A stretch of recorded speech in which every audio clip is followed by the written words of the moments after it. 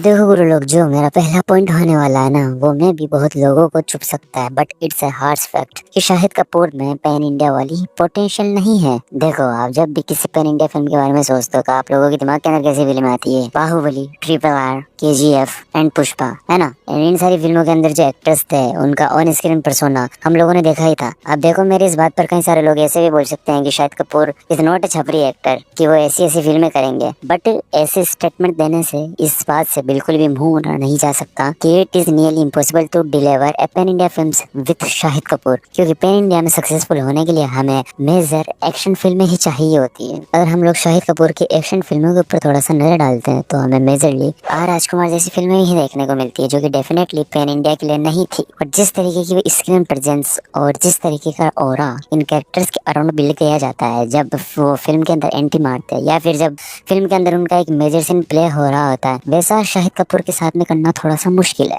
But Shahid Kapoor is the directors actor, और खास करके ऐसे डायरेक्टर्स जो फिल्म आर्ट की तरह बनाते हैं, इसलिए हमने उन्हें कमीने, हैदर ऐसी फिल्मों के अंदर बहुत अच्छे से रोल प्ले करते हुए देखा है। But these films can never make it to the pan India level films. Well, इस पॉइंट के बाद में अगर हम लोग दूसरे पॉइंट की बात करें तो वो था इन्वॉल्वमेंट ऑफ खान्स। देखो, शाहिद कपूर ने अपने पहली फिल्म इश्क की विश्क 2003 में रिलीज करी थी, जिस टाइम पर इश्क की विश्क जो है ना वो एक एवरेज फिल्म साबित हुई थी। और इसके बाद में उन्होंने कंटिन्यूसली 5 फिल्में और भी करी, जो कि बैक टू बैक फ्लॉप या फिर डिजास्टर रही है। और इसके साथ में उन्होंने बीच बीच में कुछ सेमी हिट्स, कुछ एवरेज, तो कुछ हिट और एक दो ब्लॉकबस्टर्स छोड़ के बाकी जितनी भी फिल्में रही है वो इधर फ्लॉप या फिर डिजास्टर ही रही है। और इन्हीं सबके बीच खान्स जैसे शाहरुख खान, सलमान खान और आमिर खान वो उस वक्त पे अपने पीक पर थे। मतलब वो उस वक्त पे बॉलीवुड को पूरी तरह से डोमिनेट कर रहे थे। Even actors like Ajay Devgn and Akshay Kumar, जहाँ फिर भी हम इन दोनों एक्टर्स को हटा दे तो उसके बावजूद भी जो मेजर डोमिनेटिंग एक्टर्स थे वो यही 3 खान्स थे। एंड इन सबके प्रेजेंस के बीच में खुद की एक अलग इमेज बनाना वो एक बहुत ही मुश्किल टास्क होता है। And Shahid Kapoor failed in the task, क्योंकि उस वक्त पे शाहिद कपूर का मेजर फोकस इसी बात पे था कि वो कैसे सॉफ्ट रोमांटिक फिल्म्स बना करके अपनी एक अलग इमेज लोगों के सामने प्रोवाइड करे।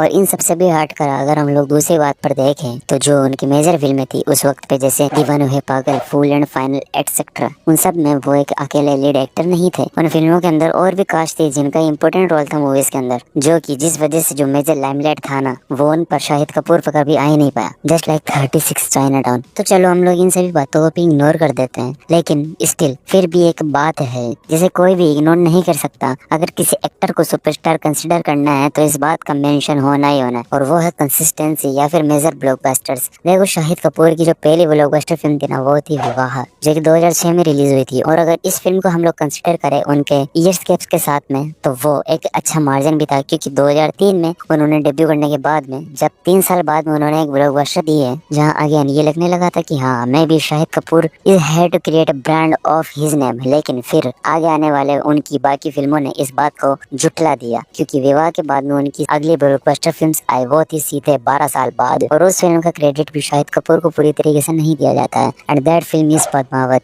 जिसका credit majorly Deepika Padukone and Ranveer Singh इन सभी को मिलता है। And apart from this too controversy को दिया जाता है, जिसकी वजह से इस फिल्म ने बहुत ज्यादा कलेक्शन निकाला था at the box office. Well, इन सब के बीच में जब ये लग रहा था कि वापस से शाहिद कपूर की जो आने वाली आगे जो फिल्में होने वाली है ना वो सारी की सारी फिल्में फ्लॉप होने वाली है, कि अचानक से साल 2019 में रिलीज हुई शाहिद कपूर की Kabir Singh, and it turn out to be a super blockbuster at the box office. इस फिल्म ने 250 करोड़ का ग्रैंड कलेक्शन करा था। मतलब ये फिल्म इतनी बड़ी हिट थी ना कि ये फिल्म शाहिद कपूर की तो उनकी फिल्मोग्राफी की सबसे ज्यादा कमाई करने वाली फिल्म तो बनी ही थी, लेकिन उसके बावजूद भी ये साल 2019 की दूसरी पूरे बॉलीवुड में सबसे ज्यादा कमाई करने वाली फिल्म भी बन गई। मतलब ये फिल्म एक गेम चेंजर फिल्म थी फॉर शाहिद कपूर। एंड जैसे हम सबको पता है कि ये film south Indian film Arjun Reddy की रीमेक थी, जो कि वहां पर भी हिट हुई। तो इसी कारण की वजह से शाहिद कपूर ने अपनी अगली फिल्म साइन करी जर्सी, जो कि अगेन एक साउथ इंडियन हिट फिल्म नानी की जर्सी की रीमेक थी। एंड अगर मुझसे पूछो तो हाँ, जर्सी भले ही एक रीमेक थी but it was a good film. जैसे मैंने जब देखा था तो मैं काफी ज्यादा खुश हुआ था इस फिल्म को विटनेस करने के बाद। But due to lockdown, due to covid and due to the environment that was made around Bollywood post covid, इन सारे के सारे कारणों की वजह से अगर हम लोग कंसिडर करें तो जर्सी एक डिजास्टर फिल्म साबित हुई थी, जहाँ इस फिल्म ने अपने बजट का आधा भी नहीं निकाला था। एंड जिसके बाद में अगर हम लोग एक बार और देखें तो उनकी एक और फिल्म आई थी तेरी बातों में ऐसा उलझा जिया, जिनके साथ में तो यार वो रोबोट के साथ ही रोमांस करते हैं, जो कि ये फिल्म अगेन एक एवरेज और एक सेमी हिट थी। अब उसे सक्सेसफुल फिल्म कंसिडर कर सकते हैं, बट अब बात घूम फिर के वहीं आती है,